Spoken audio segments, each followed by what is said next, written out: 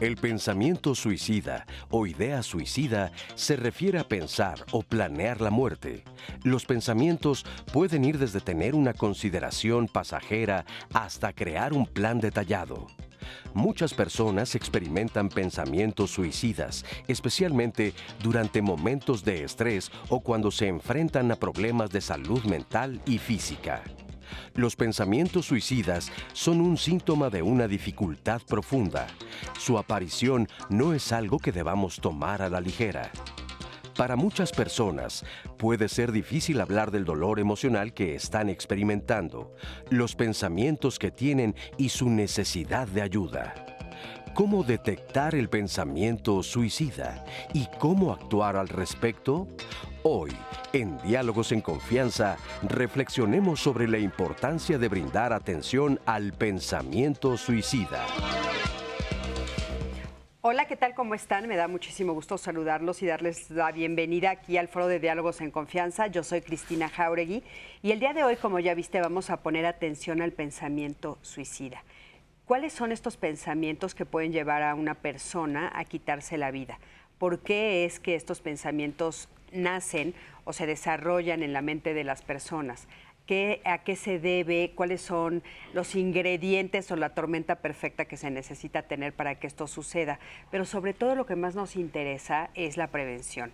¿Cómo podemos hacer para identificarlo? Si lo tenemos nosotros o si tal vez alguno de nuestros familiares o amigos está viviendo una situación que está en riesgo y si nosotros podemos hacer algo al respecto. ¿En qué momentos sí adentrarnos, en qué momentos sí ayudarlos o pedir ayuda o qué hacer? De esto vamos a platicar el día de hoy, así es que yo creo que es un programa muy importante, es un programa que nos va a dejar muchísimo conocimiento, pero sobre todo herramientas para poder ayudarnos y ayudar a las personas.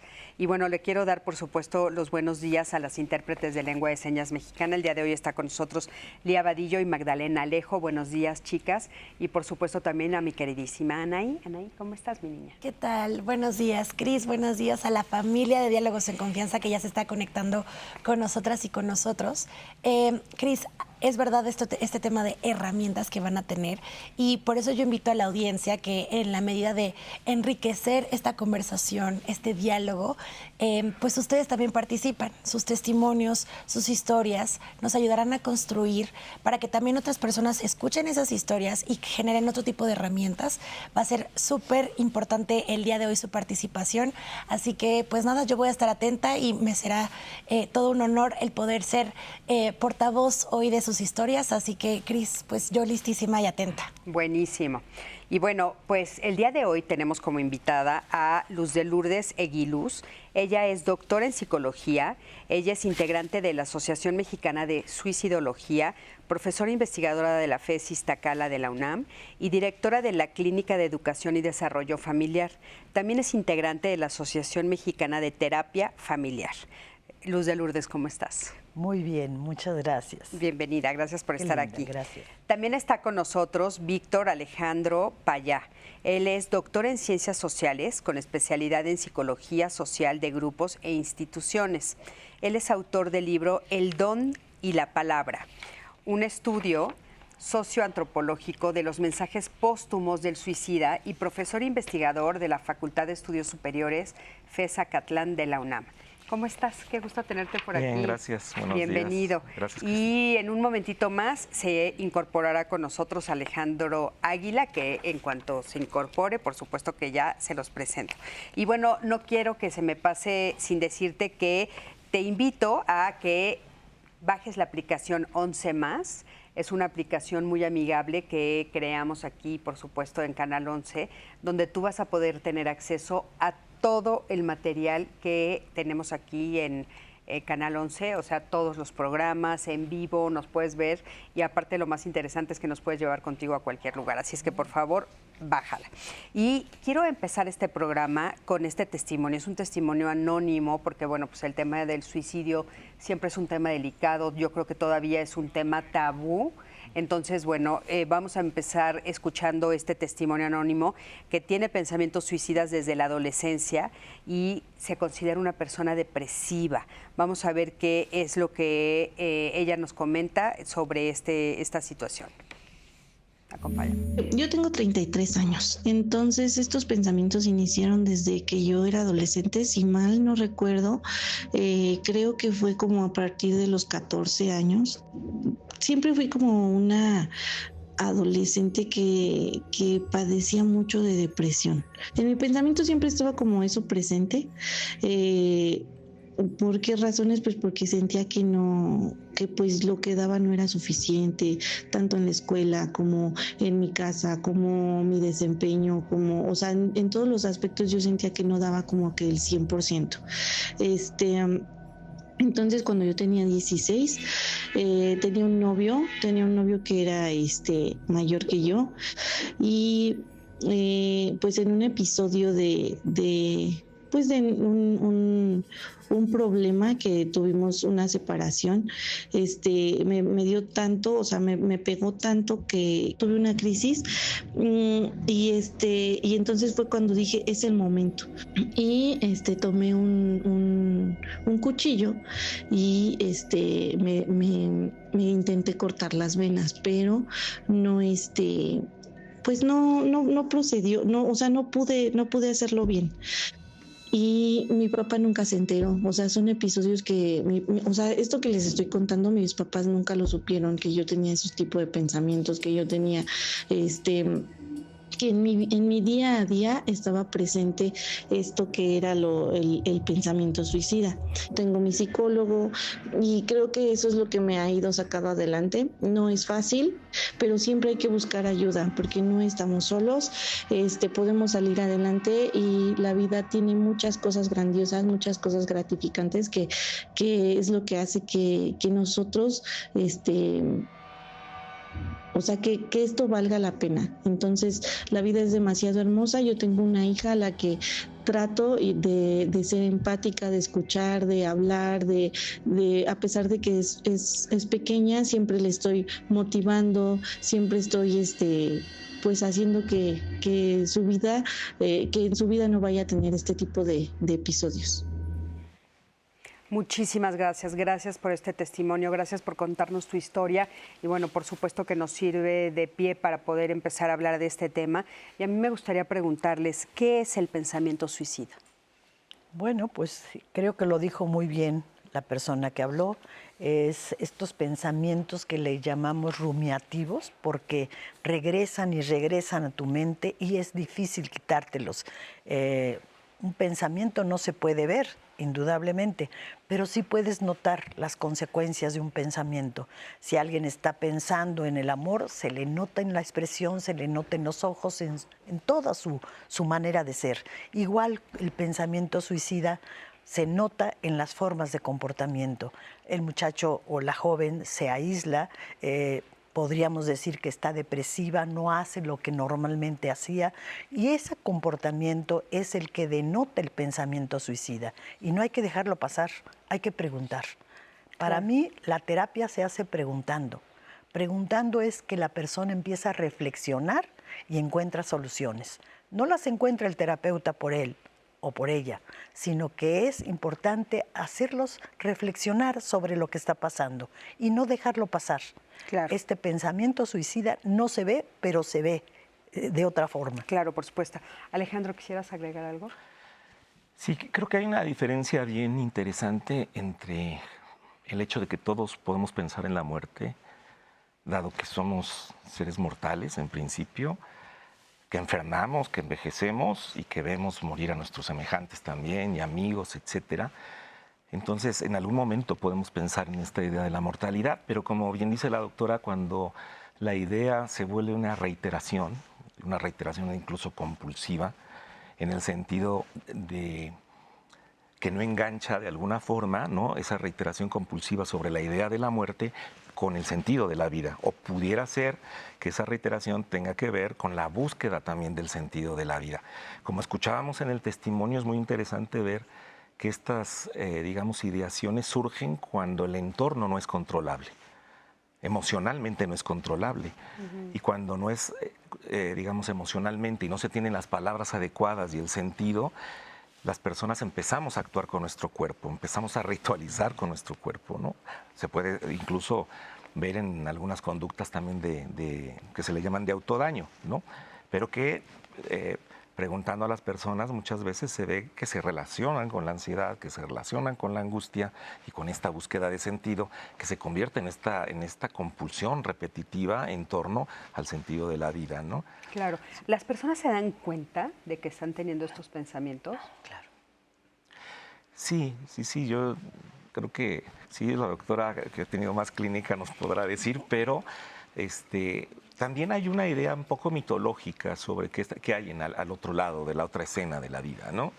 A veces se dice que la paz de los muertos, o a veces se habla de la tranquilidad, ¿no? Que puede existir en el otro lado, del regreso con los familiares, del regreso con los ancestros.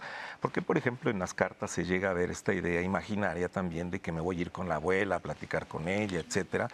Entonces también se va creando un mundo imaginario que se va dando cuenta a la persona.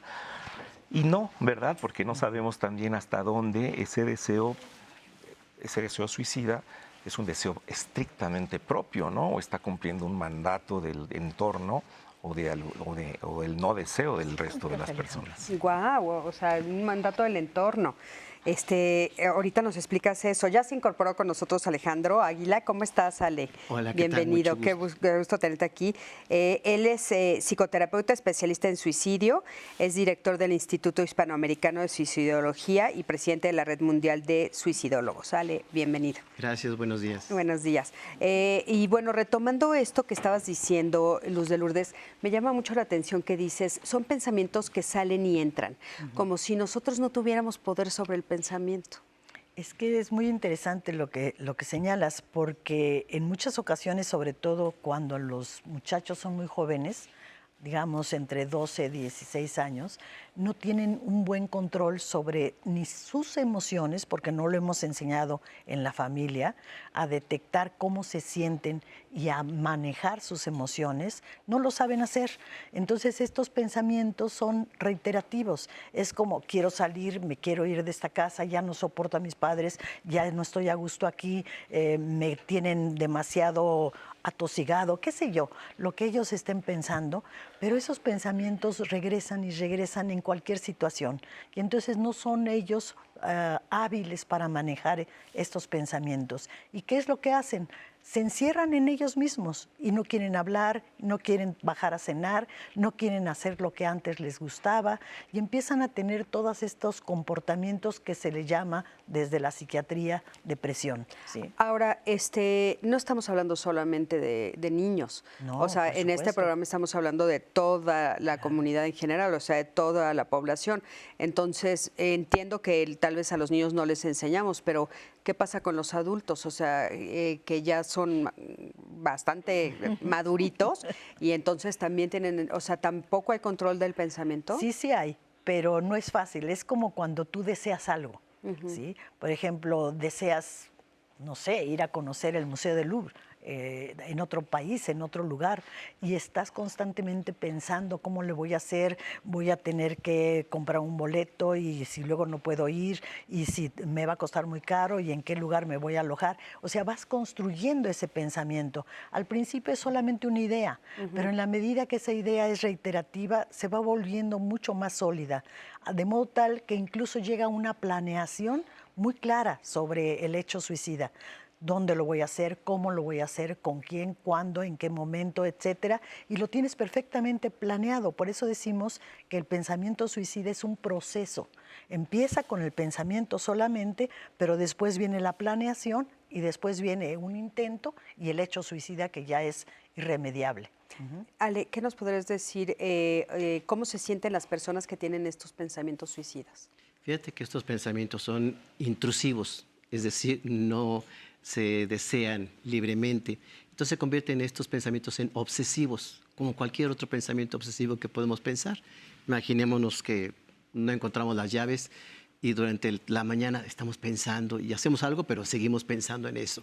Así es como lo refiere el paciente con riesgo suicida, que es intrusiva esta idea de quitarse la vida, de ya no existir, de para qué vivir, todo ese tipo de situaciones. Entonces lo que ocurre es que al momento de estarse repitiendo estas situaciones se vuelve invasivo y hay una sensación de inseguridad, de incertidumbre que impide inclusive hacer bien otras cosas. Luego dicen, "Ah, estás como distraído". No, es que hay un pensamiento ahí que me está invadiendo y que me impide, por supuesto, resolver o hacer otro tipo de cosas. Pero se pueden evitar, se pueden ir eliminando. Obviamente hay técnicas cognitivos conductuales, hay técnicas, por supuesto, de imaginación, pero lo importante allí es ver el origen, desde dónde vienen estas ideas. Ujú. Y hablando de esto del origen, ¿de dónde comúnmente vienen estas ideas? Se van sumando una serie de circunstancias en donde para el sujeto ya no es agradable vivir, hay una situación adversa, normalmente hay unas frustraciones, muchas condiciones en el ambiente en donde van construyendo esta idea de ya no quiero existir, para qué vivir, y empiezan a cuestionarse, pero tiene que ver con frustraciones, tiene que ver con cosas no realizadas o el ambiente que no es nada propicio. Sobre todo lo vemos mucho en niños, en donde el ambiente familiar pues está caótico, hay violencia y el niño no tiene los recursos para salir adelante. Entonces la idea de muerte es desaparecer.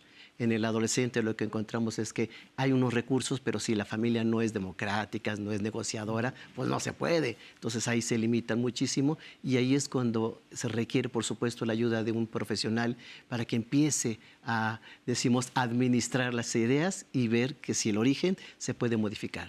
Importantísimo. Vamos a ver qué nos están diciendo en las redes. Acompáñenme con Ana. Hay una serie de comentarios que también solo quiero recordarle a la audiencia que estamos en un espacio de confianza, como el nombre lo dice.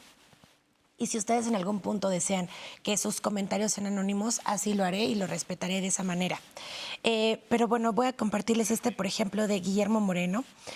Uno de los problemas demasiado graves de esta idea es que suceden en los jóvenes y que los papás probablemente no le prestan atención a esos comentarios, por más que lo han repetido sus hijos, y se desvalidan. También otro comentario dice, es importante tomar en serio cualquier manifestación, pues siempre hay un trastorno significativo, o de THP. Y Laura Álvarez, sí he tenido pensamientos de no querer estar aquí. Ya me quiero ir, pero no me atrevería a quitarme la vida. Pero sí he hecho cosas que no debería, como comer azúcar, siendo diabética, y siento que no me quiero más. Odette Rodríguez, físicamente, pensando en hormonas, en edad, hay focos rojos en periodos donde esos pensamientos puedan ser recurrentes. Existe momentos como adolescencia, menopausia, andropausia, en donde estos pensamientos pueden incrementar.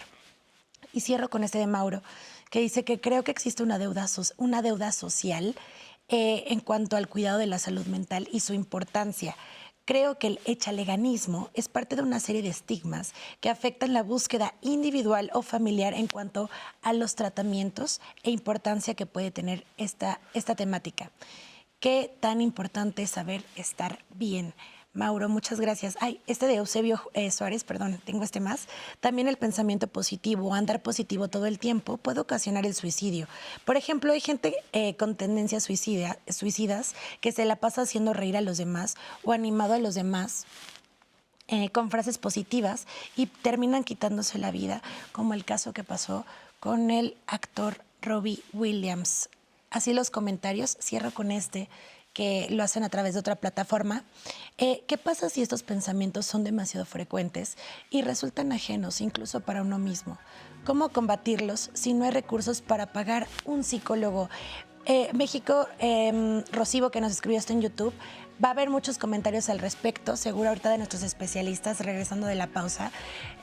Seguiré con más de sus comentarios y sus dudas, pero les recuerdo que también tenemos disponibles para ustedes la línea telefónica en el 55 51 66 40 00. Estamos en todas las plataformas en vivo. Me preguntaba nuestro invitado el día de hoy. Sí, estamos transmitiendo en YouTube, en Twitter, en Facebook, para que ustedes se introduzcan a la conversación con nosotras y pues empecemos a resolver las preguntas, Cris, que nos ha hecho la audiencia en este momento. Por supuesto que sí, importantísimo. Y bueno, regresando, respondemos a las preguntas que ustedes hicieron a través de redes y por supuesto vamos a ampliar el tema. Quédate con nosotros. Te esperamos aquí en Diálogos en Confianza. No te vayas, quédate.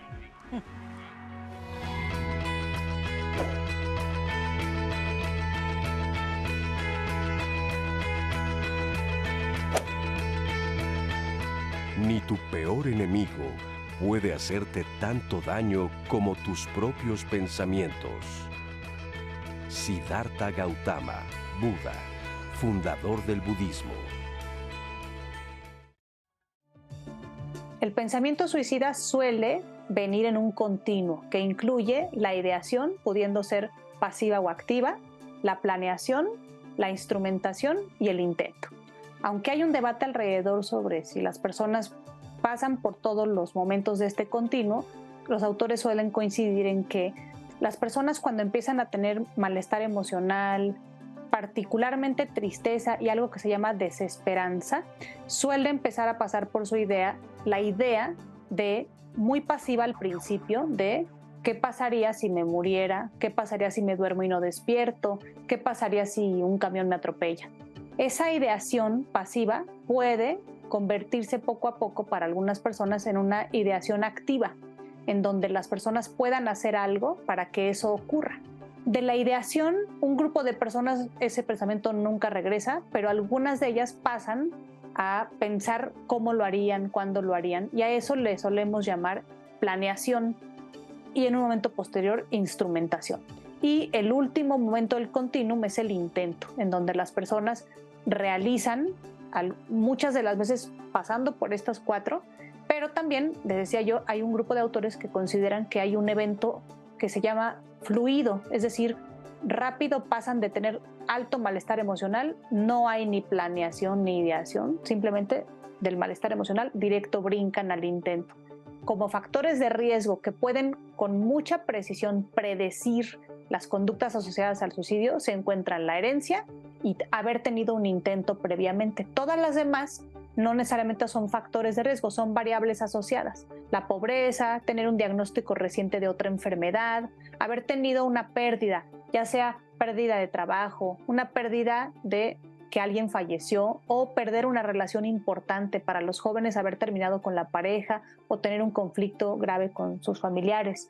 También una variable asociada puede ser para los hombres ser soltero o ser soltera, tener un trabajo muy demandante, presentar altos niveles de endeudamiento. Y también tenemos que una variable que está bastante asociada es la edad. Entre los 15 y los 29 años tenemos mucho más riesgo y después de los 60 en comparación con otros grupos poblacionales. Muchísimas gracias y qué interesante todo lo que Carolina nos está comentando. Y bueno, a mí me gustaría que nos explicaras, Luz de Lourdes, ¿qué es esto de el evento fluido?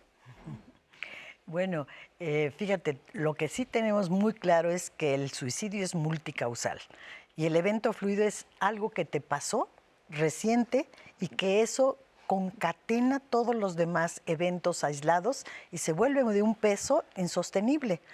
La desesperanza es precisamente uno de los datos. Fíjate, cuando yo le pregunté a una chica que me quedó muy marcada su respuesta, ¿por qué se cortaba si le dolía tanto? Porque pues cortarte con una navaja te duele indudablemente.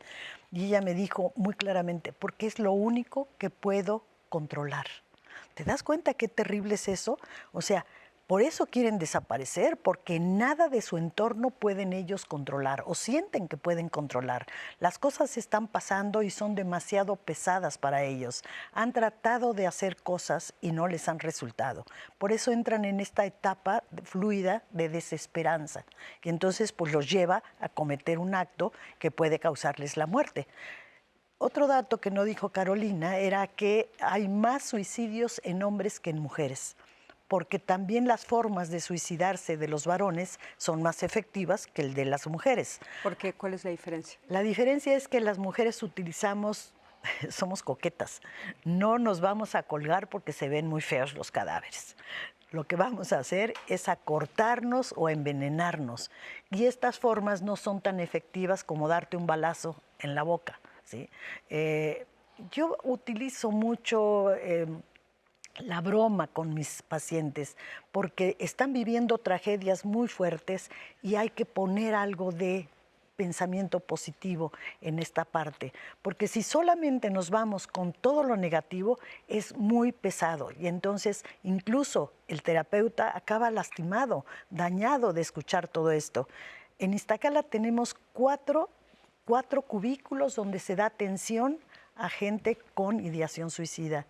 Jóvenes que piensan en el suicidio desde las 8 de la mañana hasta las 8 de la noche. Es gratuito, ¿sí? Y los jóvenes que dan la atención suicida que fueron entrenados por nosotros, por Carolina y por mí, desde hace más de 7 años estamos haciendo esto, la verdad están dando resultados maravillosos. Porque te digo, teníamos los datos de suicidio. Donde más ideación suicida hay es en los jóvenes de estudiantes de medicina. O sea, ¿cómo va a ser posible que un joven que está buscando ayudar a otro y salvarle la vida quiera dañarse de esta forma? ¿Y por qué, qué encontraron que pasa en medicina que los lleva a eso? Cosas terribles, ¿eh? Porque a la hora que te enteras de cómo se están haciendo los servicios sociales en medicina, son muy crueles un médico con otro joven que esté estudiando medicina. No los dejan dormir, les ponen inyecciones sobre la ropa.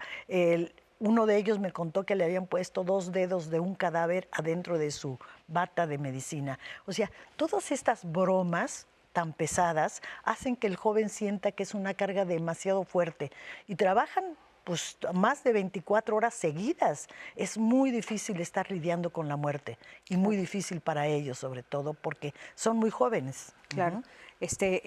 Los que piensan en el suicidio, ¿lo consuman? ¿Lo consumen? No, o sea, ¿llegan a concluirlo o se quedan a veces solamente en el pensamiento? Habría de todos. Yo creo que sí, quienes vemos consulta, hay personas que sí tienen este pensamiento. Pero aquí yo les doy un tip para que sepamos realmente si ese pensamiento va a llegar, respondiendo a tu pregunta, a la acción. Hay 3 cosas. Intensidad del pensamiento, frecuencia del pensamiento y duración del pensamiento. Si vemos cada uno de estos elementos cuando es muy intenso, es decir, retomaré la palabra de fluido, como en esta salida y necesidad de sacar mucha tensión acumulada, ya es preocupante. Cuando es frecuente, por supuesto, es un pensamiento recurrente, como lo decía yo, ya obsesivo.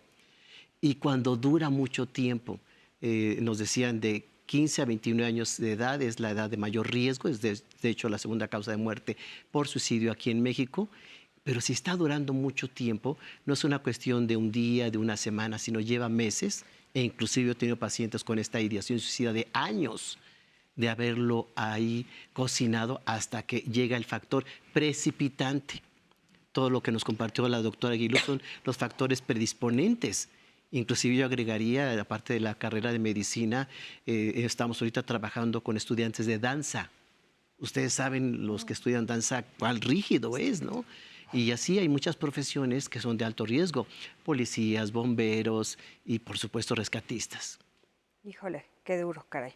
Sí, y bueno, en el libro que tú escribiste, que bueno, hicieron la investigación sobre las cartas, ¿cuál era como el elemento común que los hace a ellos finalmente dejar la carta y sí concretar el suicidio? Bueno, hay que ver que hay distintos escenarios de los suicidas, ¿no? No es lo mismo un escenario dentro de un campo de concentración, por ejemplo, que los hubo, ¿no? Gente que se suicidó, o los suicidios políticos también, de poetas antes que los agarrara la dictadura, o personas que están ya viejas y enfermas también, que es eso también un escenario en donde pues la persona, encontrábamos cartas que decían, no puedo ir al baño, ¿no? No puedo dormir, no puedo comer, tengo dolor de muelas, etcétera, tengo 95 años. ¿Qué hacemos en ese escenario, no? Pero hay otros escenarios que se han comentado aquí que tienen que ver con como escenarios de inescapabilidad emocional. Es decir, no hay rejas, digamos, como en una prisión o en un psiquiátrico, pero el sujeto o la persona no puede salir del lugar y vive su ambiente de una manera muy conflictiva. Por eso hablábamos también de la idea de que si no se controla el entorno, de alguna forma es el cuerpo el que está hablando y haciendo el llamado, como por ejemplo en el cutting, ¿no? En el corte. Si uno ve las redes, lo que ponen los muchachos, pues es la manera en cómo lidian con la ansiedad. La ansiedad es muy vertiginosa. O sea, la ansiedad no tiene un objeto muy claro, como el miedo, que se puede tener ciertos... Y el sujeto muchas veces se ancla en el cuerpo, es curioso porque ve, se corta y en ese momento entra un poco en realidad, aunque sea de manera instantánea, controlando esa ansiedad, aunque sea momentáneo, y parte de su cuerpo. Pero el escenario de inescapabilidad hace que el sujeto salte, vamos a decir así, de la estructura, ¿no? En un momento como un elemento casi de sacrificio. E incluso cuando uno ve en antropología lo que significa el sacrificio, pues muchas veces tiene que ver con arreglar el mundo caótico que tenemos atrás, ¿no? El héroe se sacrifica, ¿no? Edipo se sacrifica por Tebas, etcétera, ¿no? Y esta es la idea a veces de un mandato muy inconsciente que pudiera también existir. Nosotros encontramos en una carta póstuma que al final, una carta muy ambivalente, de amor, mucho odio, ¿no? Y de mucho reproche y mucho amor, que al final decía gracias a todos por hacerme su ausente. Eso nos llevó a trabajar incluso con teoría de sistemas, con teoría de la dinámica global, para saber por qué en un momento determinado la interacción puede provocar el vacío, puede provocar que alguien salte de esa estructura y que además incida después también con el legado de lo que deja el sujeto sobre la estructura. Oye, en el discurso que nos estás diciendo en la narrativa, escucho como dos momentos o dos escenarios, no sé si estoy en lo correcto, pero uno parece ser que tiene que ver con la salud mental. O sea, estás diciendo, bueno, tal vez hay depresión en ciertas edades y tal, y después dijiste otro que es, por ejemplo, cuando hay un problema que puede ser un problema económico, o por ejemplo, ya mayor de edad, donde ya el mundo que conocía o la vida que había vivido ya no la está pudiendo vivir porque tiene tal vez algún problema, dijiste, de las muelas, no puede comer, no se puede, o sea, escucho o visualizo como dos escenarios. ¿Esto es real? Sí, hay distintos, digamos, el escenario de la vejez, por ejemplo, y la enfermedad, pues es un escenario proclive a que la gente piense en salir también de la vida de manera digna. Pero ahí no hay problemas de salud mental, eso es lo que me refiero. Yo este tema de la salud como sociólogo, yo lo respeto y se los dejo muchas veces a los psiquiatras, pero sí sabemos nosotros que hay trayectorias en los sujetos, cuando nosotros los investigamos como trayectoria social y emocional. Podemos ver algo bien interesante. Los seres humanos somos seres biológicos, pero también seres sociales y simbólicos. Nacemos biológicamente, pero tenemos que tener un lugar psíquico, también emocional y social dentro de la sociedad. Igualmente con la muerte. Morimos y tenemos que cerrar el ciclo con el cadáver, perdón por decirlo así, con el entierro, el duelo y simbólicamente. Si eso no se cierra, tenemos lo que tenemos en este país de los movimientos sociales que están dados ahí. Esto nos lleva a saber que también el sujeto puede morir primero social y simbólicamente, antes que biológicamente. Puede estar vacío incluso de su vida, y a eso yo me refería con la parte del vértigo. No le hace sentido también la vida. Claro. Sea por una condición del juego del deseo familiar o social, ¿no? Que no se tiene un lugar en el trabajo, no se tiene, o se exhiben este tipo de presiones durísimas, ¿no? Donde el sujeto hace estos llamados a veces con los intentos, con el cutting o con las actitudes de riesgo que comentaban los doctores, ¿no? ¿Qué opinas? Hay que señalar algo bien importante aquí, Cristina. Fíjate que con respecto a las cartas póstumas, tanto en las investigaciones como en la clínica, hemos visto tres situaciones. Una, aquellos que escriben la carta, pero no lo hacen. Aquellos que no escriben nada y aquellos que lo escriben y lo hacen. Los primeros, aquellos que lo escriben, están esperando algo. Esa esperanza que necesitan, esa ayuda, ese cambio, esa cercanía, ese afecto, por eso lo dejan prolongado. Yo he tenido pacientes que me dicen que escribieron su carta y mucho tiempo después actuaron en el acto suicida, valga la redundancia, y no lo lograron, que nos permite saber exactamente qué pasa. Pero así como una condición psicopatológica, en la mayoría vemos depresión, una situación depresiva, y sí hay el factor precipitante que lleva a que si ya hicieron una carta, lo hagan. Ahora, la carta también tiene muchas interpretaciones. Hacemos toda una lectura entre líneas, sabemos exactamente la situación, pero deja un sello muy importante en la familia. Cuando yo trabajo con las familias y me llevan las cartas de sus hijos, yo les explico que esa carta que escribieron, la escribieron en un estado emocional especial. No necesariamente hace referencia a la historia de vida. Nada más están plasmando lo que en ese momento vivían y sentían. Y les pongo de ejemplo cuando uno es adolescente y escribe cartas de amor. Y después la lees de adulto y dices, híjoles, qué azotado estaba, ¿no? ¿Sí me explico? Hay una situación especial cuando se escribe la carta para dejar ese legado y se tiene la intención de ese mensaje que no se pudo verbalizar y se actúa a través del suicidio. Lourdes, ¿tú qué opinas sobre esto de los diferentes escenarios? O sea, es que Víctor te señalaba cuando decíamos lo de que sí hay uno que parece que tiene como problemas de salud mental, o sea, que haya tal vez alguna depresión, esquizofrenia, no sé, bipolaridad, alguna situación, y hay otros que parece que es la propia vida la que los lleva a... no tanto el problema. No sé si estoy siendo clara en la división. Sí, yo estoy muy, muy clara también en lo que dice Víctor, porque fíjate, esta cuestión que siempre se ha señalado y que sigue todavía a pesar de que hay evidencias que la contradicen, de que la persona que se suicida es un enfermo mental, ¿sí? Cuando eso no es verdad. Es una persona que solamente quería desaparecer, como se llama uno de los libros que se han escrito en la UNAM, solamente quería desaparecer, y eso es ganas de salirte de donde estás, ya no quieres estar ahí, has hecho todo lo posible porque las cosas cambiaran y no lo has podido lograr. Entonces lo que quieres es desaparecer, y no es una enfermedad mental, que esto que quede muy claro, porque son etapas de la vida. Hay gente que piensa en el suicidio y nunca lo va a hacer. Hay gente que hace incluso un intento y no lo lleva a cabo, sino solamente quería que los demás se dieran cuenta, ¿sí? Es una manera de llamar la atención, pero yo creo que hay signos previos que debemos atender, y es el pensamiento o la ideación suicida, porque ahí sí podemos todavía actuar de múltiples formas para evitar que esto lleve a las consecuencias que tiene el pensamiento suicida.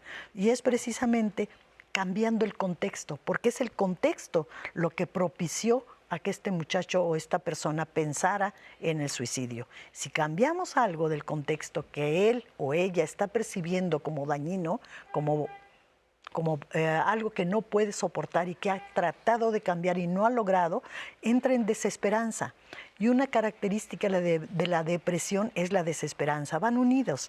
Entonces, por eso mismo tenemos que actuar previo a que esto siga caminando en las diferentes etapas y que llegue al suicidio. Claro, por supuesto, que bueno, finalmente ese es el objetivo del programa, ¿no? Poder ayudarnos a que lo podamos identificar. Oigan, para ampliar lo que estamos platicando de esto, tenemos otro testimonio, también es anónimo.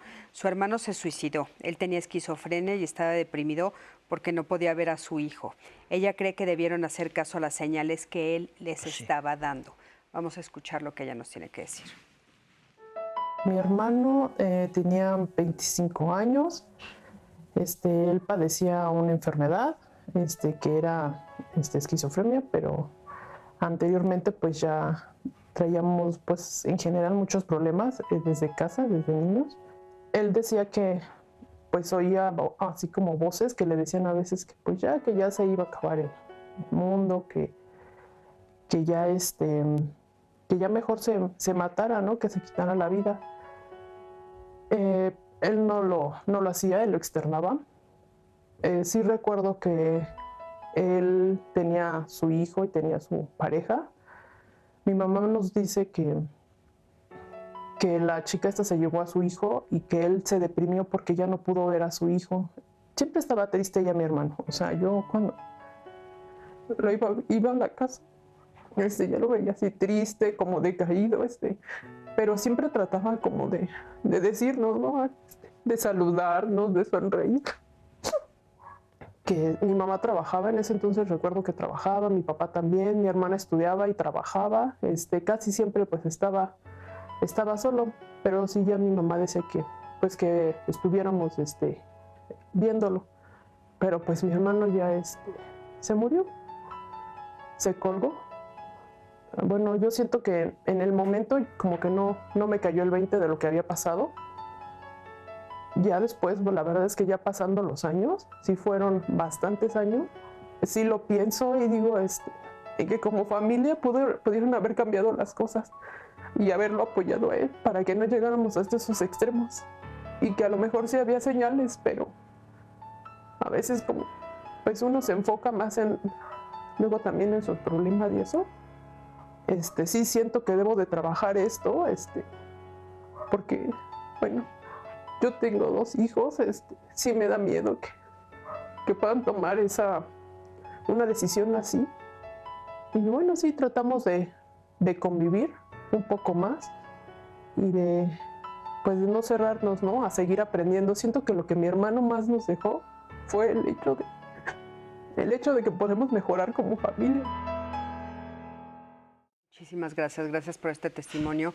Y bueno, me llama mucho la atención, por supuesto, el dolor que ella siente y todo lo que sucede en el entorno familiar. Ale, querías comentar. Sí, es importante mencionar, fíjate que estadísticamente del 75 al 90% de las personas suicidas cursaban con algún tipo de depresión. El 1%, solo el 1% padecían esquizofrenia. Y como lo vemos en el testimonio, la esquizofrenia con mayor, porque hay varios tipos de esquizofrenia, es la paranoide, porque escuchan voces, porque hay una idea intrusiva que les dice mátate, aviéntate, no vale la pena, y groserías y cosas muy fuertes. Entonces es la que los impulsa, ¿no? Y hay que ver la situación de la depresión, porque es la entidad que mayormente lleva a la persona al acto suicida, pero lo que vemos en clínica es que alguien que padece una depresión tarda hasta 5 años para llegar a la consulta. Cuando ya los síntomas están muy exacerbados, entonces normalmente estamos recibiendo en consulta a pacientes deprimidos crónicos, es decir, con más de 6 meses de estar padeciéndolo. Uh-huh. Y si fuera antes, entonces se puede atender de mejor manera, sin duda. Claro, a los primeros síntomas es importante que la gente acuda, que vea exactamente un buen diagnóstico. Aquí en México no somos muy buenos para diagnosticar la depresión. A mí me llegan los pacientes y me dicen, es que el médico me dijo que estoy deprimido. Pues, ¿qué tipo de depresión? Hay 14 tipos diferentes de depresión y dependiendo del tipo de depresión es el tratamiento que se va a requerir. Uh-huh. Sí, lo que pasa es que sigue siendo tabú, ¿no? Aquí en México hablar del suicidio, hablar de la salud mental, sigue siendo tabú decirle a la gente que estás pensando en suicidarte.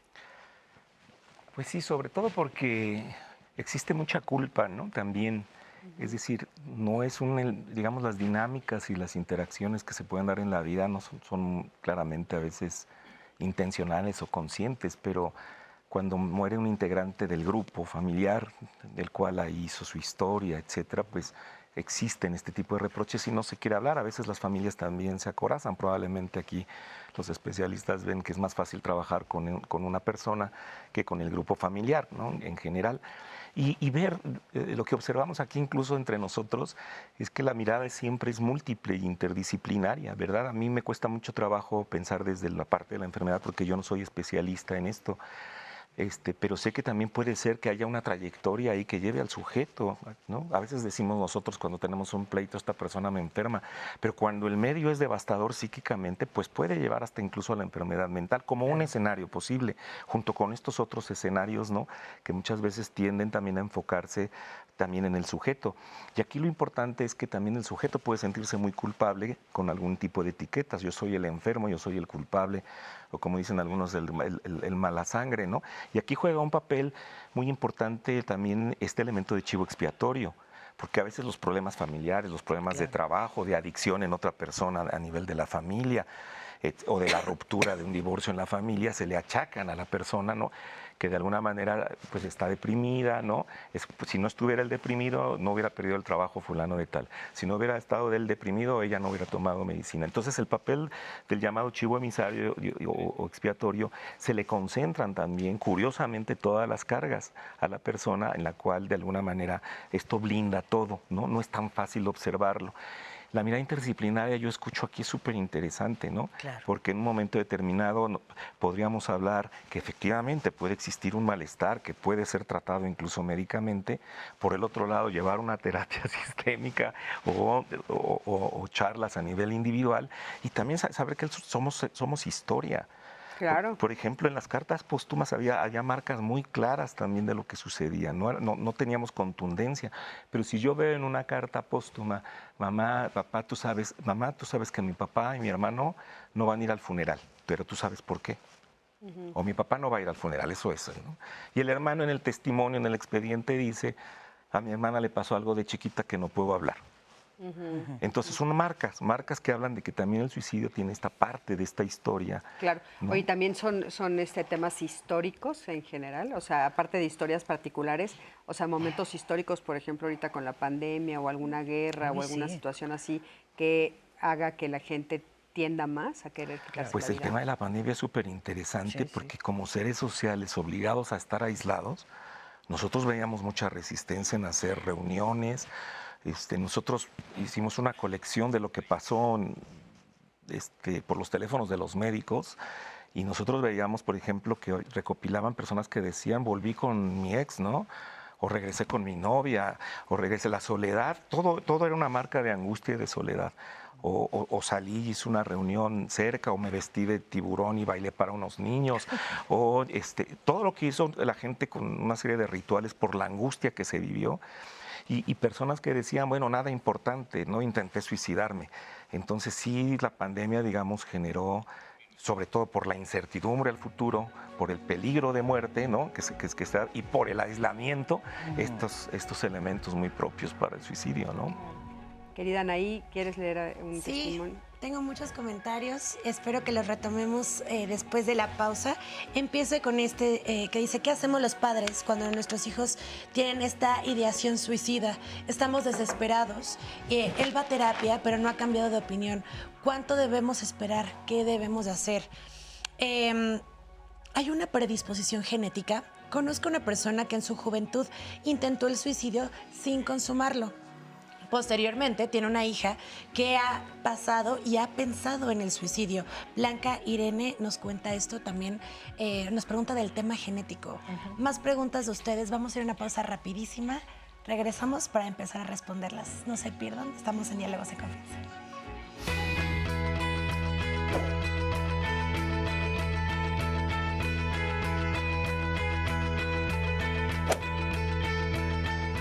A veces cargamos las cosas con una importancia que solo existe en nuestra cabeza.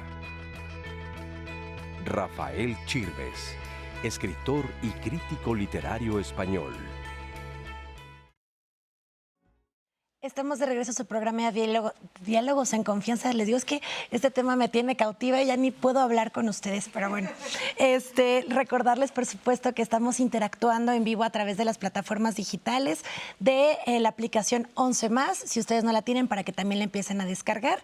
Y, por supuesto, en la línea telefónica en el 55 51 66 4000. Ahí estamos conversando y ya les compartí a los especialistas previo a la pausa 2 preguntas. Quiero retomar estas 3 para que podamos empezar a resolvérselas a la audiencia y compartiré muchas más porque hay bastantes comentarios el día de hoy.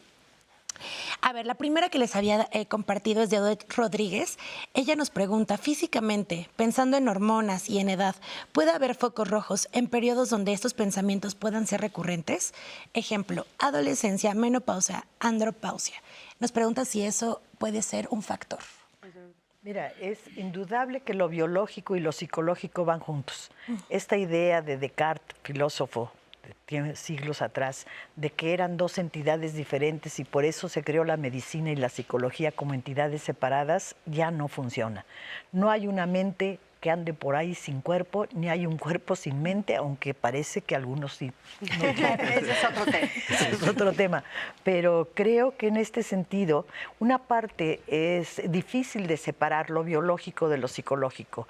Tampoco es fácil de separar lo que es aprendido y lo que es hereditario, porque tú vives en un contexto social.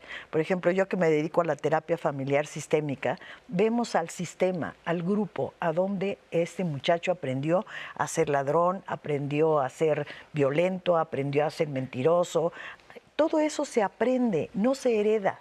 Pero la herencia tiene que ver porque el padre también era así, que entonces uno hace lo que está viendo que hace el contexto, que entonces el aprendizaje y la herencia pues van muy cercanos y es muy difícil para nosotros como investigadores separar una cosa de la otra, porque estás metido en ese ambiente y es muy difícil que no hagas lo que tu padre te enseña a hacer. Dile que no estoy, ahí viene el de la renta, dile que no estoy. Papá, pero sí estás.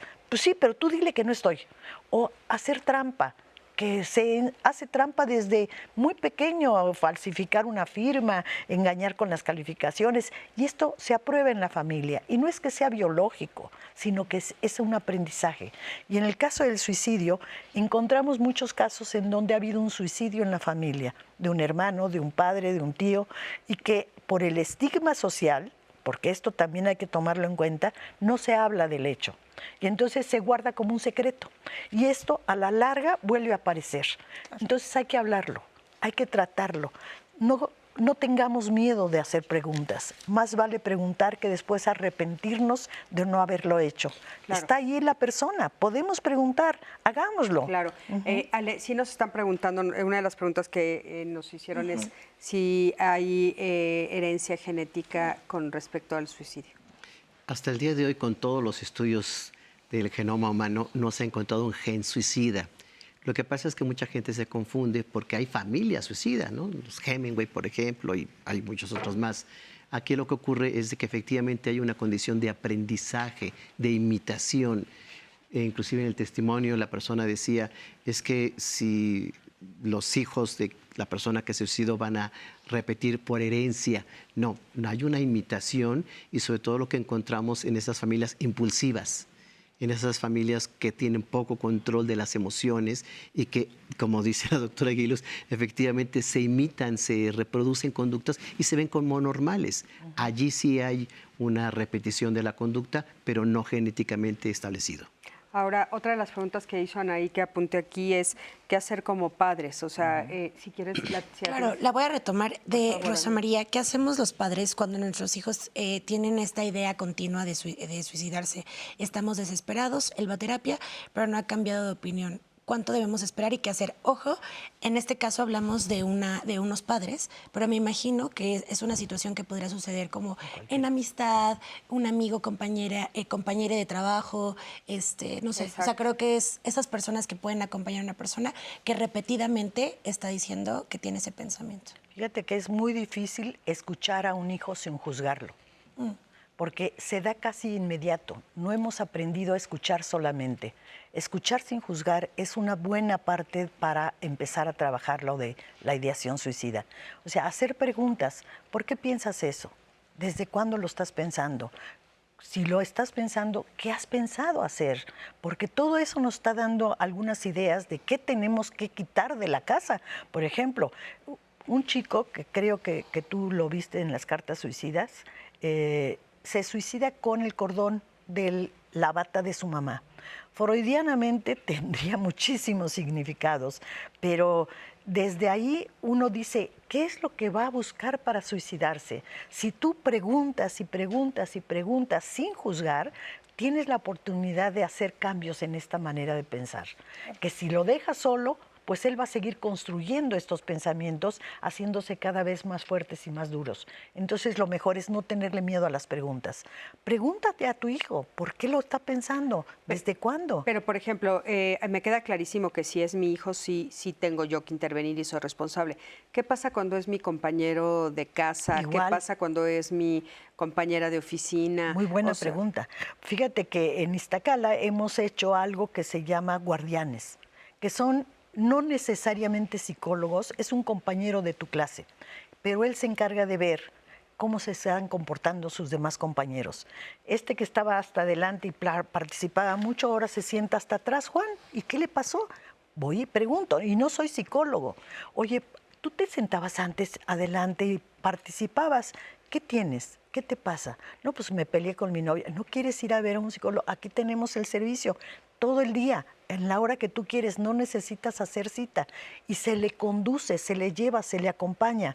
Entonces, tener a alguien que esté observando tu comportamiento, que puede ser un padre, puede ser un amigo, puede ser un compañero de trabajo, esa persona que está dispuesta a ayudarte tiene que saber a dónde conducirte. Claro. Eso es importante. ¿Y a dónde pueden conducirse, Ale? Aquí hay que agregar algo muy importante. Cuando alguien nos dice que se quiere quitar la vida, nos está depositando una información muy fuerte, muy valiosa. Hay que explorar, necesitamos preguntar cómo, cuándo, dónde, por qué y para qué. Cómo, cuándo, dónde, por qué y para qué serían las 5 preguntas adecuadas. En la medida que preguntamos, estamos explorando qué tan estructurado está esta condición de ideación suicida. No es lo mismo, Cristina, alguien que te diga, pues he pensado suicidarme en la Torre Eiffel y pues está muy difícil que llegue allí, a alguien que haya pensado y que quiera hacerlo con una pistola y que tenga una pistola en casa. Claro. A ese nivel nos vemos la situación de riesgo. En esta exploración, lo seguido es no juzgar. Tendemos mucho a juzgar de que no lo hagas, estás loco, ¿por qué? Olvídalo. Dios te va a castigar. Castigo de Dios, todo lo que podemos agregar. Ese tipo de juicios, al contrario, pueden precipitar la intención suicida. No me entienden, no me hacen caso, me juzgan, entonces esto puede generar mucho enojo y mucha frustración. Y tercero, pues obviamente sí canalizar. Obviamente hay teléfonos, hay asociaciones, instituciones, agrupaciones que pueden brindar ayuda. Alguien, y siempre yo lo he dicho, que pide ayuda es salvable. Claro. En estos pensamientos que ustedes han mencionado como de orquestarlo, planificarlo, estructurarlo, me gustaría preguntarles, y lo sumo con este comentario de Ofelia Acevedo Velázquez, en la actualidad, ¿cómo educamos para ser suicidas o personas en potencia de suicidarse con los medios de comunicación, las redes sociales y la falta de educación en los espacios de pues si decía de CEPO, de gobierno, lo que sea? En estos espacios, ¿qué tanto impacto pueden tener los medios y las redes sociales, estos espacios en donde estamos socializando de otra manera? ¿Cómo puede impactar para que podamos crear estos pensamientos suicidas? Impactan muchísimo, por supuesto. Yo ahorita estaba escuchándote los retos virales. Ay, sí, qué horror. Claro. Claro, eso y ha contribuido muchísimo, ¿no? Algunos programas se habló de 13 razones, que es una serie que influyó mucho para la condición suicida, ya lo sabemos. Oye, Ale, pero por ejemplo, esos retos, estos adolescentes, ¿buscan matarse o buscan solo hacer el reto? Es que hay una diferencia ahí. Hacer el reto. Ay, qué buena pregunta, porque recordemos, nosotros analizamos los retos. Por ejemplo, de la ballena tenía 50 pasos. ¿Qué quiere decir? Que van condicionando gradualmente a que el sujeto cada vez más vaya arriesgando su vida y sometiéndose a cosas más extremas. Entonces hay una serie de sugestión tipo hipnótica que poco a poco va cediendo la voluntad del individuo hasta llegar a la última acción, que es el número 50, que es el acto suicida. Entonces, gradualmente se va introduciendo y, por supuesto, en jóvenes que hay una gran necesidad de aceptación, Claro. de probarse a sí mismos, pues es un camino muy idóneo, ¿no? Este es un ejemplo de específicamente se publica cómo están haciendo los retos, etcétera, etcétera. Pero escuché precisamente unos días previo a este programa, en esta planeación, que estaban en Facebook, estaban revisando su perfil y de la nada ven un comentario, una frase en el muro de uno de sus exnovios y detecta y dice, esto no está bien, o sea, algo no está bien. En ese momento le marca como qué está pasando y en efecto, al parecer esta persona había intentado suicidarse. Entonces, estos mensajes que podemos empezar a detectar también en redes sociales, que son otro tipo de patrones de comportamiento que se pueden detectar en estas plataformas, me gustaría que lo comentáramos, pero antes de que lo comente con ustedes en el panel, platiquemos, vamos a ver esta plática que tuvimos con Patricia Andrade. Ella justo nos habla sobre el tema y regresamos aquí al panel para comentarlo. Preocupados por el gran incremento que ha habido específicamente de pensamiento suicida en adolescentes, fue que me invitaron a participar en un proyecto interdisciplinario junto con la Facultad de Ingeniería, también de la UNAM, y ahí pudimos combinar lo que es lenguaje con psicología. ¿Qué dice la gente que ha intentado suicidarse? ¿Qué dice la gente que piensa suicidarse?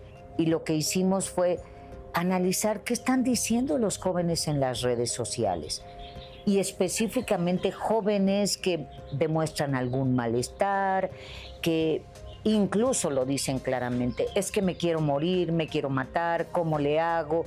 Básicamente grupos de Facebook, porque hay algunos grupos de Facebook que tienen incluso la identificación de grupos para personas con depresión y en Twitter lo que nosotros identificamos básicamente era si la persona se sentía con malestar psicológico. Encontramos, por ejemplo, que las personas que de alguna manera se sienten mal son las que hablan más de emociones negativas. Tristeza, enojo, culpa, decepción, por ejemplo. La palabra muerte, por ejemplo, solita la palabra muerte, aparece en muchos tweets, mucho sentimiento de desesperanza y de tristeza. Se centraban más en su persona que en la convivencia, que tiene que ver un poquito con soledad, con aislamiento. Entonces, consideramos, después de hacer este análisis con toda la metodología rigurosa, lo que nos dimos cuenta es que sí es interesante poder identificar tweets de personas que tienen un malestar. Sí, se están comunicando por redes. Esa es una manera de que nos podamos dar cuenta y que utilicemos este gran avance de la tecnología para poder llegar a más jóvenes y ofrecerles esa atención que podría, pues, salvar muchas vidas, ¿no? No, bueno, pues maravilloso escuchar esto, porque sí es cierto, Anaí nos estaba comentando que consideraba que era la suplantación de la carta por las redes sociales, y yo estoy de acuerdo, ¿no? O sea, a través de las redes sociales es como ahora los jóvenes y, bueno, todos nos estamos comunicando, y ahí se puede ver claramente cuando una persona está teniendo como estos pensamientos. Y, por ejemplo, pues queríamos comentar el caso de Alejandro Sanz, que hace el viernes hizo un comentario que llamó mucho la atención en redes. Ale, ¿querías comentar? Sí, fíjate que la plataforma Facebook hace 4 años nos contactó al Instituto Hispanoamericano de Suicidología y nos mencionaba que había un incremento de amenazas y de suicidios que la gente anunciaba y aparte los consumaba. Y que obviamente la intención no era que esta plataforma pues fuera con esa intención, sino más bien de convivencia. Entonces hicimos un convenio en donde cada persona que escribe o usuarios, me quiero morir, empieza a investigar métodos de suicidio, etcétera, le mandan nuestra información y ya nos escriben y de esta forma se les da la atención. Pero sí hay que señalar, muy importante, que ahorita las redes sociales, y a lo mejor el doctor Payá nos puede ayudar más, tienen que ver con una necesidad de ser vistos. Se habla de una sociedad hedonista, de una sociedad que requiere ser vista para ser verificada. Si tienes likes, entonces ya eres famoso. Si tienes seguidores, pues entonces ganas dinero. Si empiezas a monetizar en las plataformas, entonces ya tienes forma de ganarte la vida. Hay una búsqueda a través de estas redes sociales de, hey, mírenme, véanme quién soy. Como nunca en la historia, yo creo. Sí, no, sí es un llamado, es muy interesante, porque hay gente que comete suicidio, incluso se sube a una torre y espera, ¿no?, que la gente se junte abajo, ¿no? O espera que es 24 de diciembre para hacerlo delante de la familia. O ahora con las redes, pues esto se magnifica. Es, digamos, muy interesante cómo este llamado a veces no tiene una respuesta. Y perdón, yo me quedé pensando en la idea de la apertura, digamos, de la escucha que ustedes comentaban, y la resistencia también que existe, porque no parece ser tan fácil. Siempre hay una idea, digamos, de defenderse, ¿no? Es decir, o de juzgar en un momento determinado. Y no quiero que sea tabú, pero quisiera también comentar que existe una parte del suicidio que puede fungir para, de alguna manera, como una cierta venganza, como un cierto daño hacia el otro. Claro. Algunos freudianos llegan a decir que un suicidio puede ser un homicidio psicológico, puede ir dirigido. Es decir, el cuerpo se utiliza como un proyectil, un poco hasta para reventar también parte de la estructura o para dirigirlo a alguien. Y esto hay que comentarlo, porque si lo hacemos consciente, la escucha puede ser mejor y podemos ser mucho más tolerantes a no sentir culpa de que algo puede estar pasando, ¿no?, sin juzgar, ¿no? O la idea del que comentaban del echaleganismo, ¿no? Pues basta decirle a alguien que esté deprimido, échale ganas, pues como para que se enoje más, ¿no? Es decir, aquí hay un problema más profundo, ¿no?, que no sale solamente con una especie de voluntad ocultando o juzgando. Claro. Y esto se relaciona también con este otro escenario. Y regresando pues al tema de las redes, es que existen plataformas desde la escucha, que ahora también hay de gente que se hace, familias que han tenido un miembro que se ha suicidado y abren ciertas aplicaciones, hasta todas estas temáticas tan fuertes, ¿no?, de anuncios, y que se dan con los propios retos, como decía bien el doctor, por la búsqueda del reconocimiento. Es decir, estamos en un sistema, ¿no?, que evidentemente no da solidez en las identidades, en las formas de reconocer. Y curiosamente, en una búsqueda de likes, la gente puede juzgarse la vida. Pero también en este juego del vértigo, es una búsqueda de sentido. Y paradójicamente, muchas veces se busca el sentido en la muerte, ¿no? Yo recuerdo una carta de una persona que estaba angustiada por envejecer. A veces el envejecimiento se relaciona con la muerte, pero que esto lo conduzca a la muerte es como algo muy paradójico, pero por otro lado uno observa cómo la angustia, digamos, nubla todo, ¿no? Absolutamente, ¿no?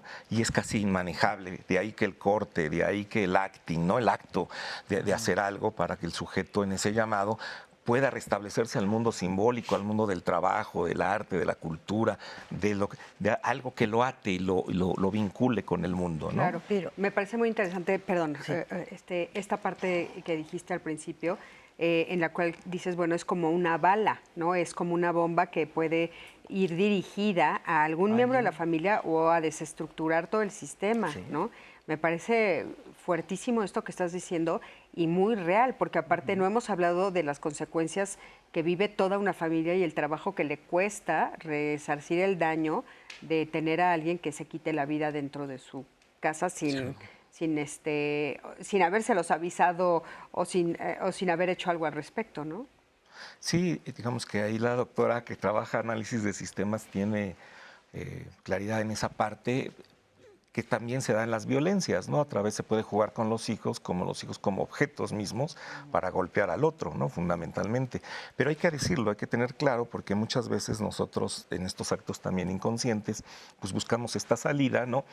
Que es muy devastadora, porque además es una manera de sacrificarse, de comunicar algo, pero de que el otro ya no puede devolver, le deja ese legado. Claro, ¿no? es terrible. Y esa comunicación, perdón, es que nada más para terminar o sumar al comentario del doctor Payá, Alejandro Jodorowsky decía que el método es un mensaje. No es lo mismo quien lo hace en forma privada a quien lo hace en forma pública. Inclusive quien lo hace con pastillas o quien lo hace aventándose a un precipicio con una pistola. Y Alejandro Jodorowsky nos decía que cuando lo hace en público hay un reclamo social, una queja, es como no me vieron, no me hicieron caso. Entonces las redes pues son excelentes para ese tipo de cosas.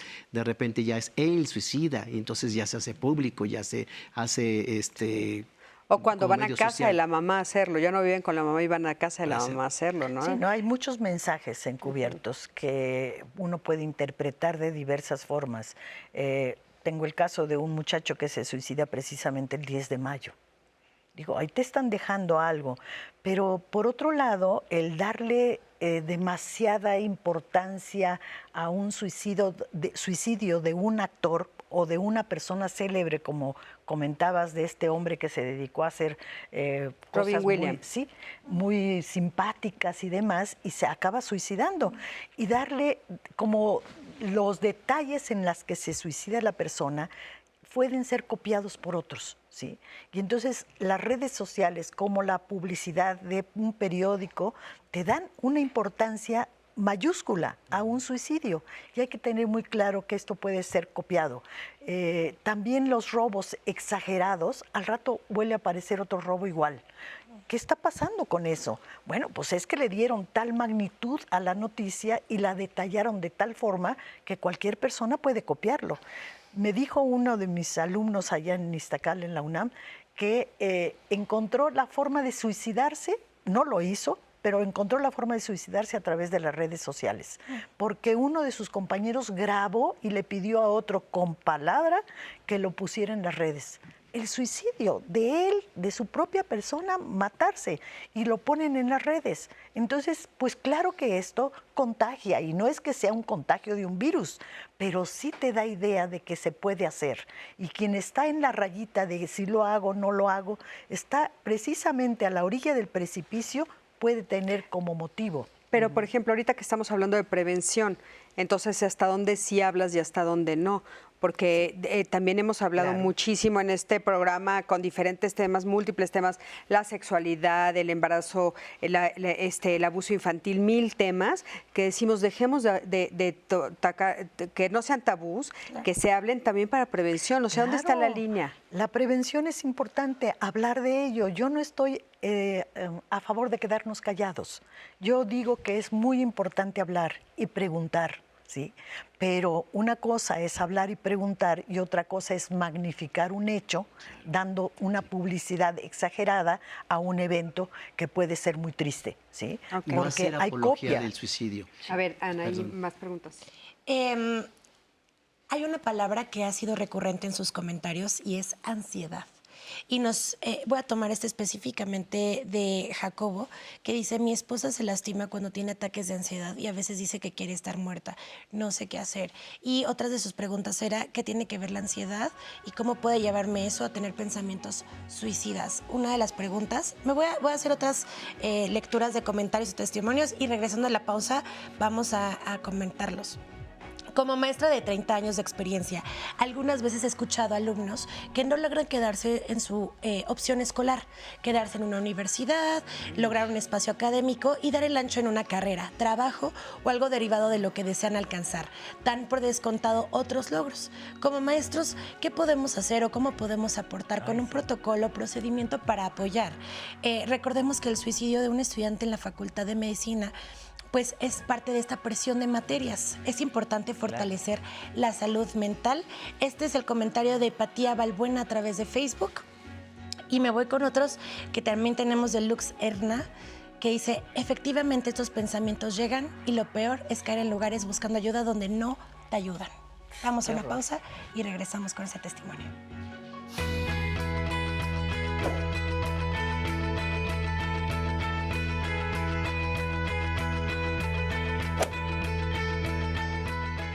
Una colección de pensamientos debe ser una farmacia donde se encuentra remedio a todos los males.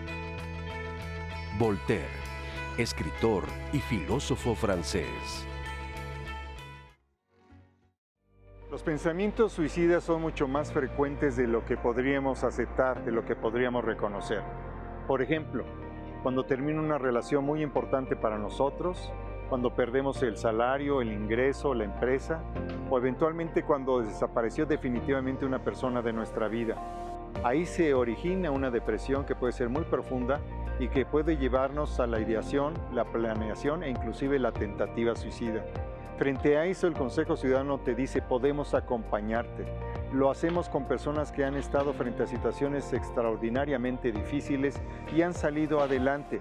Creemos que esa experiencia se puede compartir para que tú, si llegas a tener, cualquiera que sea tu condición, cualquiera que sea tu estatus, donde quiera que vivas, si llegas a tener esa necesidad de acompañamiento, el Consejo Ciudadano puede desplegarla para ti. Tenemos un teléfono que es el 55 55 33 55 33, que también es un WhatsApp. Algunas señales de alerta pueden ser que una persona cambia de humor de una manera muy violenta, se aísla completamente de su círculo consanguíneo o laboral o estudiantil. También puede ser que cambia sus hábitos alimenticios de una manera tal que inclusive puede dejar de comer, o se aísla al grado de sumergirse 16, 18 horas en internet. Si tú que ves este programa has tenido pensamientos suicidas, no tengas pena, comunícate con nosotros, te acompañamos.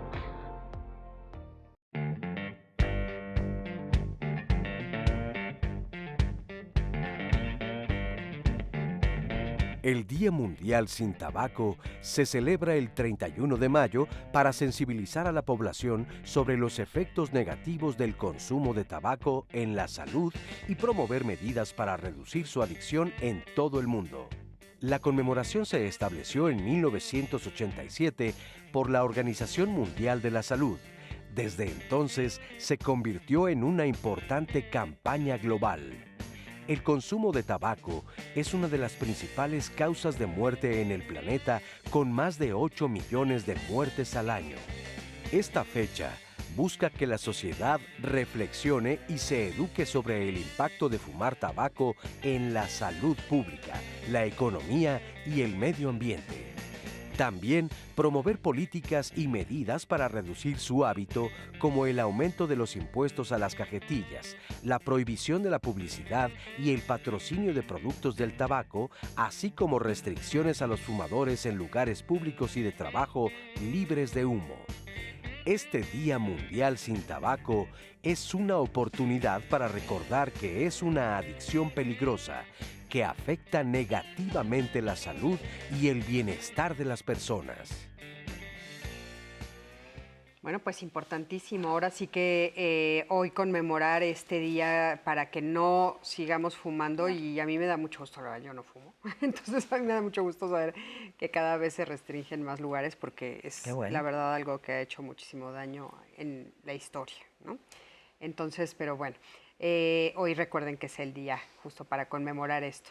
Y ya estamos al final del programa, es nuestro último bloque, entonces vamos a seguir con las preguntas del público para que nuestros especialistas las respondan. Adelante, Ana.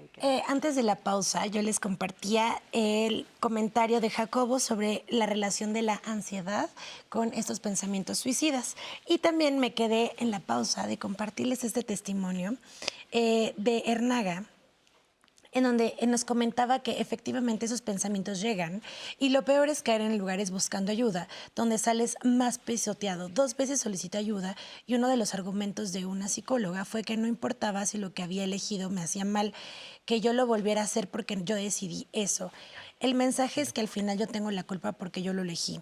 Una psiquiatra en una crisis me cuestionó insistentemente que por qué me sentía mal, si tenía esposo, 2 hijos, una familia, como si eso fuera todo para sentirme bien. Salí destruida y con un sentimiento de culpa. Actualmente me siento como un robot, hago todo en modo automático. Perdón, ahí me gustaría hacer un comentario. Hace una semana creo que fue, tuvimos un programa aquí en Diálogos de cómo elegir terapeuta. Por favor, véanlo. Ya saben que está en nuestras plataformas, está en la aplicación de 11+, y de veras hay mucha información ahí para que de veras ustedes se acerquen a personas profesionales, porque comentarios así pues están fuera del profesionalismo. Entonces, pues por favor, vean ese programa y acérquense a profesionales de la salud. Definitivamente. Cris, les vamos a dejar la liga, yo creo que por favor, al final de este programa, para que también lo tengan a la mano. ¿Qué pasa si estos pensamientos son demasiado fuertes y resultan ajenos incluso para uno mismo? No me reconozco. ¿Cómo combatirlos si no hay recursos para pagar a un terapeuta? Ale. Hay que diferenciar entre ansiedad y angustia. A veces las personas lo ven como sinónimos, no lo son. Siempre decimos desde la clínica que hay que diagnosticar adecuadamente cómo es esa situación de la ansiedad, qué tan recurrente, qué tan frecuente, cómo son los pensamientos, etcétera. En la medida que tengamos claro el diagnóstico, podemos sugerir cosas. Claro. Hoy en día hay muchas terapias muy funcionales, hay medicamentos muy efectivos y sobre todo, a veces combinados, el paciente puede salir adelante. Lo importante es que sí busque ayuda, que obviamente tenga un buen diagnóstico, porque la mayoría de las personas quieren como las recetas rápidas, así inmediata, y no, probablemente esta situación ansiógena sea de mucho tiempo, e inclusive lo que he visto, hay familias ansiógenas, ¿no? Entonces también por ahí son generadoras de esto, y en la medida que tengan un buen diagnóstico se verá cuáles son las líneas de tratamiento, y las buenas noticias es que la ansiedad se puede obviamente atender, curar y sobre todo limitar. Muy bien. Anaí, ¿qué dice? Hemos estado hablando en el programa sobre estas formas de hacerlo público o compartirlo a través de redes sociales o hacer cartas previas o mencionarle a gente que conocemos que en efecto existe ese pensamiento. Pero Claudia nos hace esta pregunta, dice, todas las personas que tienen ese pensamiento, si no lo hacen de forma pública o no lo comparten, ¿en qué circunstancias podemos darnos cuenta para poder ofrecerles ayuda o acompañamiento? ¿En qué circunstancias? Sí, ¿cómo podemos detectarlo si no nos dice explícitamente? Que yo creo que eso es a lo que se refiere Clau. Sí, hay personas que lo cantan, ¿no? Y hay otras personas que no dicen nada. En primer lugar, la observación es importantísimo para cualquier persona que se dedique a trabajar en salud. O sea, la observación de un médico hacia un paciente es vital para poder diagnosticar. Igual la observación de un psicólogo hacia una familia, hacia una persona que pide ayuda es importantísima. Y de los padres hacia sus hijos, pues indudablemente que es importante. No darse cuenta que tu hijo tiene un problema, pues es que estás súper ocupado haciendo otras cosas y no ves a tu hijo. Se nota el pensamiento suicida y no que lo veas, como en las caricaturas que sale ahí que estoy pensando en suicidarme, sino que se nota en su cambio de comportamiento. Puede estar ansioso, puede tener depresión, puede tener angustia, puede tener y dejar de hacer lo que antes le gustaba. Dejar de jugar, dejar de brincar, dejar de hablar, dejar de... Todo eso es observable por los padres. Y cuando yo les he preguntado y se dio cuenta, sí me di cuenta que estaba encerrado en su cuarto y que no quería bajar a cenar y que comía demasiado y vomitaba. Y no preguntó, es que me dio miedo. ¿Miedo de qué? De que me dijera que quería matarse. Porque ¿yo qué hago? Pues es peor, dejar pasar un hecho que te estás dando cuenta que está ahí, dejarlo pasar por miedo, no creo que tenga justificación. Hay que enfrentarlo. O sea, ¿cómo se nos quita un miedo? Enfrentándolo, no encerrándolo, no escondiéndolo, no negándolo. Claro. Enfrentando el miedo es como se sale del miedo. Con información, claro, ¿no? Claro, con conocimiento. Exactamente, y Oye, recurriendo a la gente que sabe. me estaban preguntando el público de la diferencia entre, hay personas que usan como muy a la ligera la frase, ay, me quiero morir. Ay, es un eslogan, porque es como, ya me quiero ir, ¿sí? Cuando estás aburrido de una reunión, pues ya te quieres ir, pero es como si estuvieras en una reunión social y ya me quiero morir, pero es una frase muy fuerte. A veces lo dice uno de dientes para afuera, como dicen, porque es nada más una frase social, pero tiene mucho fondo. Ya quien lo dice es como decir no creo en Dios. Es como decir cualquier frase de estas ya estructuradas que te sirven para defensa, pero hay que hacerle caso. ¿Por qué dices eso? ¿Por qué lo dices ahora? ¿Qué te está pasando?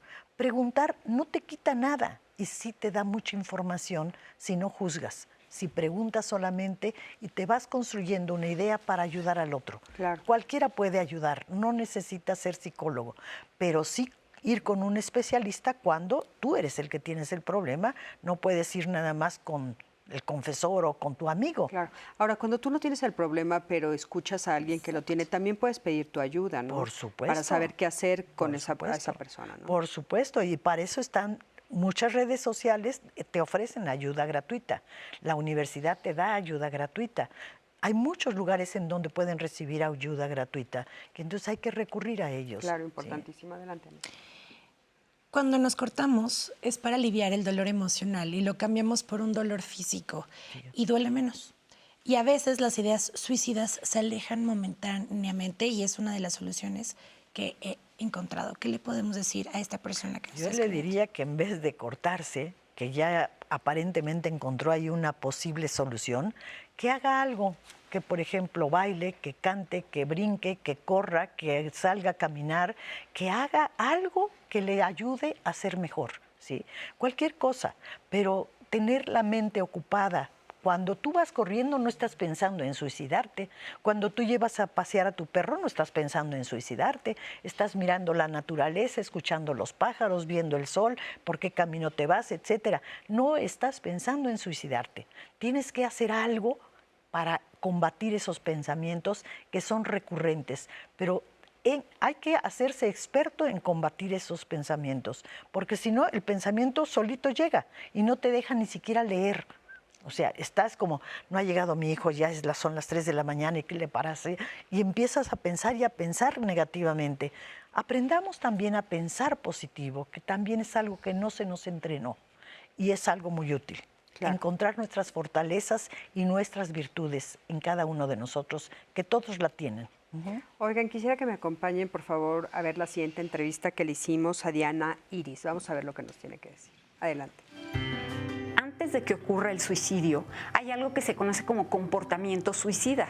Dentro de este comportamiento suicida están los pensamientos, pero también hay fantasías, también hay conductas, también hay otro tipo de acciones que pueden darnos la idea de que alguien está en peligro. Este comportamiento suicida lo que tiene es que todas estas fantasías, pensamientos, conductas, ideaciones tienen un propósito de muerte. Primero que nada es no minimizar lo que está pasando, ¿sí? Si está queriendo llamar la atención, qué bueno, hay que hacerle caso, hay que poner atención en estas cuestiones, en este comportamiento que está presentando la gente. En segundo lugar, asesorarnos de una persona que tenga el conocimiento. Por ejemplo, el día de hoy ya está actualizada la línea de la vida para poder recibir llamadas de personas que puedan estar viviendo mucho dolor, que puedan estar teniendo ellos mismos o sus familiares o sus amigos un comportamiento suicida. Entonces tenemos que asesorarnos. Tercero, decirle a la persona que estamos para apoyarla, que estamos ahí, que no sabemos a lo mejor cómo enfrentar esos problemas, pero que no está sola y que vamos a salir adelante juntos, preguntando juntos, hablando juntos, yendo a la atención juntos. Y en este caso, como hacemos cuando tenemos otro tipo de enfermedad, pues pedir ayuda con un médico especialista, con personal que realmente tenga los conocimientos para atender estas problemáticas. Es importante que sepamos que la mayoría de las personas que se suicidan dan señales de advertencia, de alerta para que nosotros hagamos algo. Entonces, para detectarlos hay que perder el miedo a preguntar. Simplemente el ¿cómo te sientes? Oye, ¿alguna vez has pensado en quitarte la vida? ¿Te has sentido tan mal antes o ahora en este momento de tu vida como para no querer vivir? O escuchar simplemente a la gente. Nos cuesta trabajo escuchar. Muchas veces cuando alguien nos dice algo, estamos pensando en cómo vamos a responder, pero a veces no somos capaces de escuchar. Simplemente hay que escuchar a las personas. Importantísimo, ¿no? O sea, ser capaz de escuchar a las personas, eso me parece fundamental. Sí, Ale, querías comentar algo. Este dato es importante. Casi el 60% de las personas que lograron suicidarse previamente fueron al médico general. ¿Y por qué refiero que este dato es importante? Porque muchos médicos generales se les van los pacientes suicidas. Al no ser suicidólogos, al no tener la preparación, la detección oportuna, temprana de esta conducta suicida, lo ven como una situación temporal, una depresión, le dan un medicamento y buenas tardes, regresa a su casa, ¿no?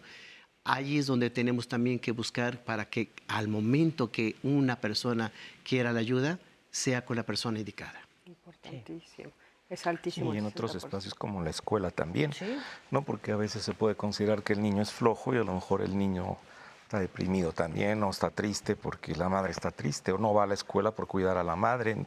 Y los espacios escolares también, abrir estos espacios, digamos, de preguntas, de saber escuchar y dejar hablar, ¿no? Porque el acto del habla también puede ser bien revolucionario porque desestructura también a la persona. Eso lo saben bien los psicoanalistas, ¿no? Un análisis es casi una muerte-resurrección del sujeto, con el puro acto del habla, de hablar de su historia, de hablar de los problemas.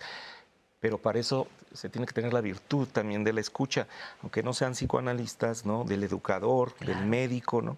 Que de alguna manera padre todos de ellos familia, también a sí. veces nos hablan de que requieren sus propios espacios, instituciones que trabajan con el sufrimiento, ¿no? Y que a veces tampoco tienen el apoyo, pero que lo hacen en otros espacios, ¿no? Por ejemplo, en los comedores, la cantina, etcétera, donde trabajan los casos médicos más graves, etcétera. Pero el acto de hablar es un acto que puede desestructurar al sujeto y puede ir en la búsqueda también del sentido si hay una buena conducción, orientación y un buen profesional, ¿no? Sí. Que esto que comentaron hace un rato, pues de los malos profesionales habla, ¿verdad? Que en todas las profesiones hay buenos y malos, ¿no? En ese terreno. Y entonces, también en las escuelas romper, ¿no? Abrir esos espacios, que además muchas veces los terapeutas que están en la escuela saben que hay que ir también hacia la familia y las resistencias más fuertes las encuentran en otros espacios. Y un niño que no tiene un rendimiento, vamos a decir, adecuado, ¿no? Una eficiencia, como le llaman, ¿no? Una capacidad de resolución como la pide hoy el mundo, ¿no? Puede obedecer también a otro tipo de problemáticas. Sí, el bajo rendimiento escolar normalmente se atiende con clases especiales, maestro especial, y no se puede detectar a tiempo, tempranamente, que probablemente el niño tenga ansiedad, depresión, violencia, etcétera, bullying, muchas condiciones que están afectando, por supuesto, su aprendizaje. Eso que dices es muy importante porque sí, o sea, los primeros con los que llegan no es el médico general y tendrían que tener, ya sé que les exigimos muchísimo a los médicos, pero tendrían que tener también como esta visión de que posiblemente pueda ir por ese camino, ¿no? No solamente lo biológico. Importantísimo. A ver. De eso que están mencionando, quiero compartirles este testimonio, que estamos en el último bloque para que seamos también línea de acción. Aquí Sbaide nos dice, mi hija de 9 años me acaba de decir que ayer la maestra regañó a uno de sus compañeritos y el niño se puso a llorar. Y dijo que él no había hecho nada y que lo que la maestra lo había acusado pues era falso, que volteó con mi hija y que le dijo muy serio que por qué no tenía una pistola para darse un balazo en la cabeza y morirse. No paraba de llorar. Estoy tentada de ir a hablar con la maestra, pero no sé qué hacer. ¿Es alguna línea de acción que le podamos hacer? Porque creo que no es el único caso que va a suceder. Es que mira, efectivamente, como tú decías y como hemos dicho aquí, la palabra cura, pero también la palabra mata. Entonces hay que tener mucho cuidado y ser responsable de lo que uno dice. Claro. Porque así como te pueden ayudar, también puedes ir al matadero directamente con la palabra. Yo creo que la diferencia entre el número de suicidios de hombres y de mujeres no solamente es la forma como lo hacen, sino también porque la mujer recurre mucho a las amistades, recurre mucho al hablar, mientras que los hombres se callan. Es muy notorio cuando tú le preguntas a cualquier persona que sea un varón, le preguntas qué pasó con fulano, con sutano, que son sus amigos, no saben nada de su vida personal, pero las mujeres saben todo de la vida personal de todos. Entonces, no necesitan ser psicólogos para poder saber cómo está el otro.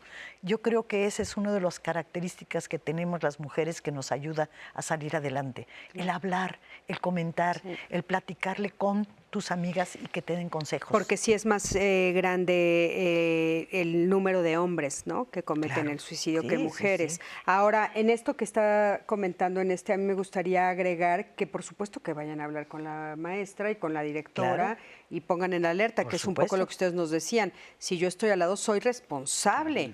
O sea, si yo ya lo escuché, soy responsable, y si aparte mi hija es menor de edad, pues yo acudo, ¿no? Claro, porque además toda figura de autoridad tiende el niño a identificarse, ¿no? Claro. Fundamentalmente. Claro. Entonces, si esa figura de autoridad, vamos a decirlo así, en lugar de ser justa en lo que es permitido, de lo prohibido, tiene un grado de obscenidad y de sadismo, como en este caso, ¿no? Por ejemplo, que la niña puede estar llorando y a la maestra no le importa, o el niño, ¿no?, que está identificado con una figura, ¿no?, a la cual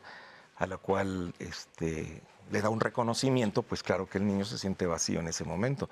Creo que hay que hablarlo con serenidad, pero con cierta firmeza de que tienen que tener más preparación los maestros con respecto a los sentimientos de los niños y creerles también. Puede ser que el niño haya estado en una situación propicia para que se le culpe de algo, pero que no lo haya hecho. Hay que escuchar también a los pequeños. Mucho ojo, es que una niño de 9 años hoy en día tiene mucho más información sobre el suicidio, sobre la muerte. No son los niños de otras décadas, ojo. Entonces, si ya lo empezó a manifestar, sí es un foco rojo que hay que atender. Claro. Porque hoy en día el niño, por las redes sociales, por las caricaturas, por los retos, está mucho más cercano. Hay más posibilidad. Claro, sin duda. Oigan, pues ya terminó el programa. Muchísimas gracias a los tres por haber venido el día de hoy. Y si quieren una frase rapidísima, tenemos 3 minutitos para cerrar, por favor. Bueno, pues saber preguntar, saber escuchar, dejar hablar, ¿no? Abrir espacios en las instituciones, en la familia, en la escuela, en los hospitales, etcétera, ¿no? Y hablar mucho más sobre este tema de la muerte, que curiosamente es tan atractivo también por otro lado y tanta ansiedad nos da, ¿no? Gracias, muchísimas gracias. Adelante. Yo concluiría con una frase de Paul Watzlawick, que fue uno de nuestros ideólogos de lo sistémico, que dice que la realidad como tal no existe, sino que se construye socialmente. Y si esto es así, podemos construir una realidad social en nuestra familia mucho más positiva y más sana. Y estamos envenenando desde ahí muchas familias a nuestros propios hijos. Adelante. La acción suicida se hace en un momento crítico. Las crisis pasan. Tomar una decisión definitiva para un problema temporal sería un error. Busquen ayuda y de esta forma siempre habrá una puerta que se abra.